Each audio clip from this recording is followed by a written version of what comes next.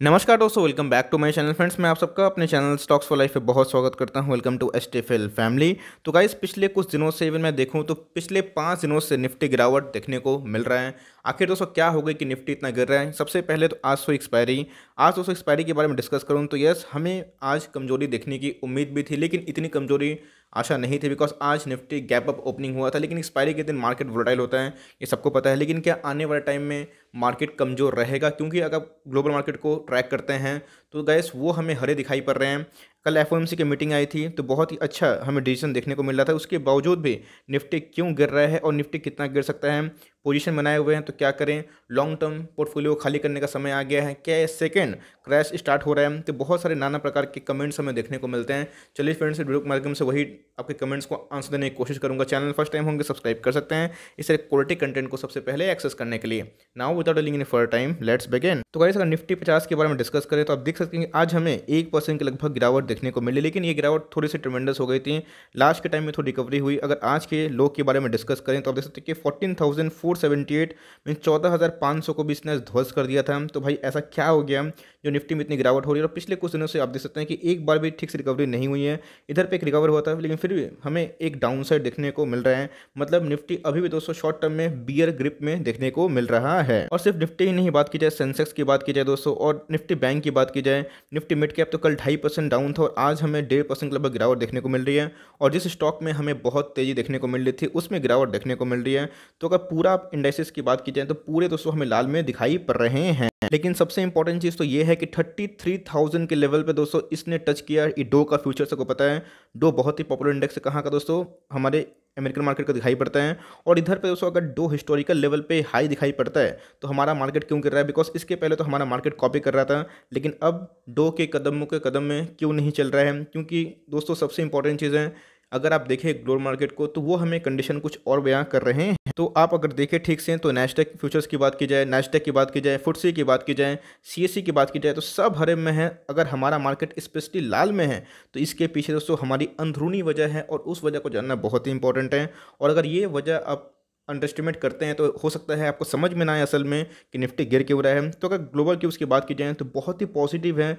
Even दोस्तों historical level पे high जा रहा है, लेकिन हमारा मार्केट अब अंडर परफॉर्म क्यों कर रहा है? तो सबके दोस्तों मन में यही क्वेश्चन आ रहा है। तो गाइस, सबसे पहला जो सेंटिमेंट चेंज हुआ है वो है राइजिंग बॉन्ड यील्ड। जी हाँ दोस्तों, पिछले कुछ दिनों से आपने देखा होगा कि बॉन्ड यील्ड को लेके बहुत सारे मैं जो सीरीज़ है कवर कर रहा हूँ, बहुत सारे वीडियोस में मैं बॉन्ड यील्ड को डिस्कस भी कर रहा हूँ।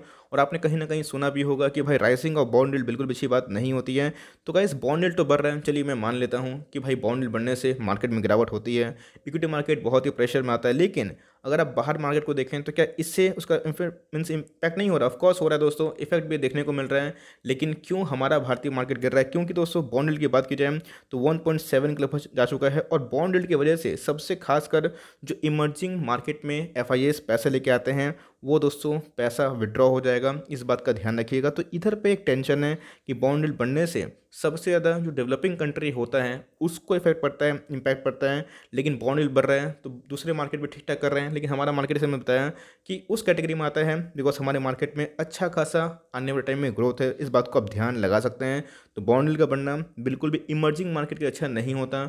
और भारत की बात की जाए तो भारत से एफआईएस की बात की जाए तो पिछले कुछ दिनों से खरीद ही रहते हैं, अभी भी खरीद रहे हैं पिछले 2 दिनों में। लेकिन दोस्तों डीआईएस जोर से बिकवाली कर रहे हैं। सबसे इंपॉर्टेंट चीज़, जो एक पेस था खाली बाइंग का वो हमें स्लो होता हुआ देखने को मिल रहा है। तो मार्केट एक फंस सा गया है, एक रेंज बाउंड देखने को मिल रहा है। तो बॉन्ड यील्ड को बढ़ते हुए देखने को मिला। तो भाई जो इनके chair of the federal reserve को पता है, जेरोम पावेल, उनने उम्मीद जताई है कि 2023 तक मतलब आने वाले 2 और सालों में दोस्तों जो शॉर्ट टर्म रेट्स है उसको चेंज नहीं किया जाएगा और वो स्टेडी ही रहेंगे। आपको पता है कि हिस्टोरिकल लेवल के लो पे दिखाई पड़ रहे हैं, बॉन्ड यील्ड तो बढ़ रहे हैं, लेकिन जो इंटरेस्ट रेट है दोस्तों फेड की तरफ से वो हमें कांस्टेंट दिखाई पड़ रहे हैं। और आने वाले टाइम में सडन हमें चेंजेस देखने को नहीं मिलेंगे, जिसकी वजह से हमें एफओएमसी का जो मीटिंग है उसका इम्पैक्ट अच्छा देखने को मिला।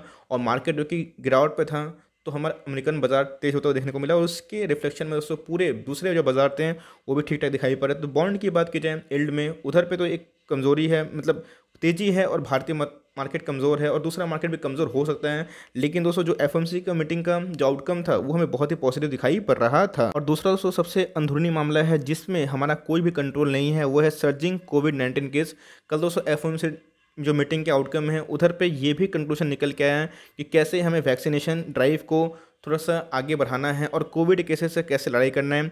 अभी दोस्तों कोविड मरा नहीं है, इस बात का ध्यान रखिएगा। तो जो सेकेंड वेव की बात की जाए तो भारत मार्केट में हमें देखने को मिल रहा है, जिसकी वजह से जो इकोनॉमी है वो डिरेल हो सकती है, जो इकोनॉमिक रिवाइवल है, और जहाँ पे फिर से रिस्ट्रिक्शन लगते हैं तो बहुत लोग कुछ कर नहीं पाते हैं, बहुत बिजनेसेस को इम्पैक्ट पड़ता है, भले वो शॉर्ट टर्म के लिए क्यों ना पड़े लेकिन पड़ता ज़रूर है। इसकी वजह से दोस्तों ये हमारे भारतीय मार्केट में ज़्यादातर हो रहा है। और आपको पता है कि नागपुर में लॉकडाउन को मैंने पहले ही कवर किया था, आपको बताया भी था कि अलर्ट रहो, बिकॉज जो शॉर्ट टर्म के लिए आते हैं उनके लिए है। लॉन्ग टर्म में अगर आप किसी से ही पूछें दोस्तों, मुझसे ही पूछें, अगर किसी भी एक नौजवान से पूछें, युवक से पूछें, किसी से ही पूछें कि आने वाले टाइम में मार्केट कहाँ जाएगा, सब बोलेगा कि ऊपर में ही जाएगा। लेकिन शॉर्ट टर्म में ये सब हमें देखने को मिलता है। तो जो फ्रेश कोविड केसेस है दोस्तों उनकी वजह से मार्केट का सेंटिमेंट काफ़ी ख़राब देखने को मिल रहा है। लेकिन ये शॉर्ट टर्म है, इस बात को ध्यान रखिएगा, बिकॉज इसके पहले मार्केट बहुत ही गिरा था लेकिन रिकवर भी हो गया। लेकिन सबसे पहले दो चीज़, एक तो बॉन्ड यील्ड का बढ़ना, तो इमर्जिंग जो मार्केट होता है उधर से पैसा बहुत निकलता है, और दूसरा दोस्तों कोविड-19 का बढ़ता हुआ केसेस, एक एक दिन की बात की जाए तो 20-20 हज़ार से ज़्यादा केसेस देखने को मिल रहे हैं, जो अपने आप में ही चिंताजनक वाली बात होती है। और वो भी कहाँ दोस्तों ये सब हो रहा है, अगर फिनेंस हब की बात की जाए महाराष्ट्र मुंबई, तो इधर पे हमें देखने को मिल रहा है। तो imposing a night curfew in the city is necessary right now says mayor. तो इसका मतलब आप देख सकते हैं कि हमें क्या देखने को मिल रहा है कि अब तो नाइट कर्फ्यू भी देखने को मिलेगा। पिछले कुछ समय से हमें सेंटिमेंट काफ़ी ख़राब होते हुए देखने को मिल रहा है, और इसी बीच में अगर निफ्टी गिर रहा है और इसमें और अगर कर्फ्यू की बात, लॉकडाउन की बात आती है तो बहुत ऐसे शॉर्ट्सर है दोस्तों जो पिछले कुछ समय से शॉर्ट नहीं कर पा रहे थे, मार्केट में बिकवाली का प्रेशर नहीं आ पा रहा था, कुछ न्यूज़ नहीं आ रही थी, लेकिन बहुत दिनों के बाद हमें बिकवाली की न्यूज़ देखने को मिली। और इन सब न्यूज़ की वजह से जो बिकवाली है दोस्तों, सेल ऑफ का प्रेशर ट्रिगर होता है, और जिसकी वजह से मार्केट का मूड भी काफ़ी ख़राब हो जाता है। लेकिन देखिए दोस्तों, ये तो दो इंपॉर्टेंट न्यूज़ है जो मैंने आपको कवर किया, बताया भी कि देखिए इन सब न्यूज़ की वजह से इम्पैक्ट तो मार्केट ज़रूर होता है। लेकिन जैसे मैंने बताया कि आप किसी से अगर पूछिएगा, किसी भी एनालिस्ट से, किसी भी जो मार्केट का जानकार नहीं भी है, अगर उनसे पूछिएगा कि भारतीय मार्केट कितना है, फिर वर्ल्ड मार्केट कितना जा सकता है, तो सबका मुंह में एक ही जब क्वेश्चन होगा कि हाँ आने वाले टाइम में सब अच्छा ही होगा, बिकॉज ग्रोथ तो परमानेंट है, ग्रोथ का जो स्पीड है वो स्लो हो सकता है, लेकिन लॉन्ग टर्म में आप देख सकते हैं निफ्टी दोस्तों हमेशा ऊपर ही जाएगा, इस बात को ध्यान लगा सकते हैं। तो अगर इस न्यूज़ की वजह से मार्केट का सेंटीमेंट खराब होता तो यस अपडेट होना ज़रूरी है, लेकिन इससे घबराना नहीं है, चिंता में एटलीस्ट लॉस से माल नहीं बेचना है, बिकॉज इसके पहले हमने निफ्टी में गिरावट देखी और उसके बाद निफ्टी बाउंस बैक मार के नया हाई लगा दिया। तो यही होता है इधर पे। तो फ्रेंड्स ऐसा लग रहा था दुनिया खत्म हो जाएगी, लेकिन दुनिया खत्म नहीं हुई। इवन वैक्सीनेशन के बाद तो भाई किसी को खरीदने का मौका नहीं मिला। तो ये सब हर एक डिप दोस्तों, अगर आपके पास पैसे हैं, आपने अगर ऑल टाइम हाई पे नहीं लगाया पूरे पैसे, तो आपके पास हमेशा अपॉर्चुनिटी होती है, इस बात का ध्यान लगा सकते हैं। और इसलिए मैं बोलता हूँ कि हमेशा कैश इज़ द किंग।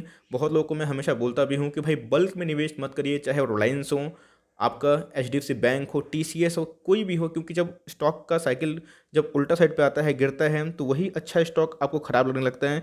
यही होता है जब आपके पास कैश रहता है तो आप क्या कर सकते हैं, एटलीस्ट एवरेज कर सकते हैं, तसल्ली रहेगा कि मार्केट गिरे तो मेरे पास एक ऑप्शन रहता है। तो इसलिए गाइस जिनके पास पैसे होते हैं उनको डरने की कोई बात नहीं है, उनके पास पैसे नहीं भी है तो उनको डरने की बात नहीं है।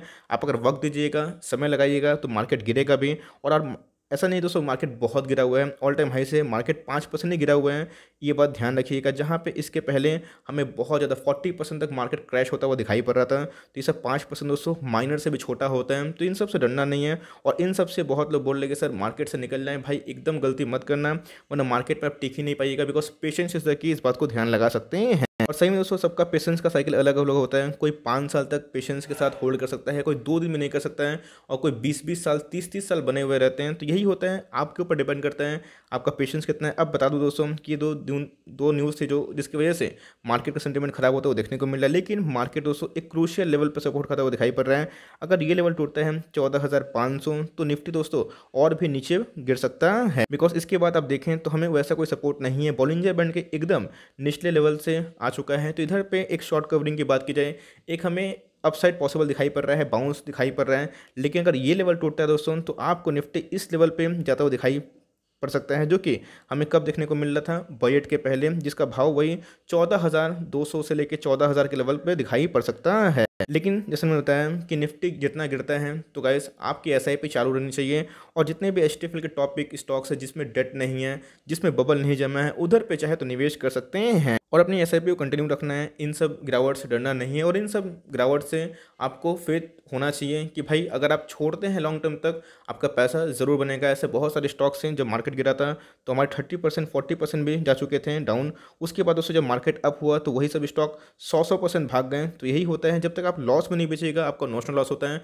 बहुत लोग तो 2% गिरावट से डर जाते हैं, नहीं भाई ऐसा मत देखिएगा, बिकॉज मार्केट में कोई फिक्स रिटर्न होता नहीं है। लेकिन ध्यान रखिएगा, मार्केट टाइम देते हैं तो अनलिमिटेड रिटर्न भी आपको बना के दे सकता है। तो यही मेरी कमेंट्री है, मार्केट को होल्ड करना है, मार्केट से प्यार करना है, बिकॉज जितना समय देंगे उतना आपको मार्केट की समझ बढ़ जाएगी। तो 2 न्यूज़ थी, मैंने कवर कर दिया।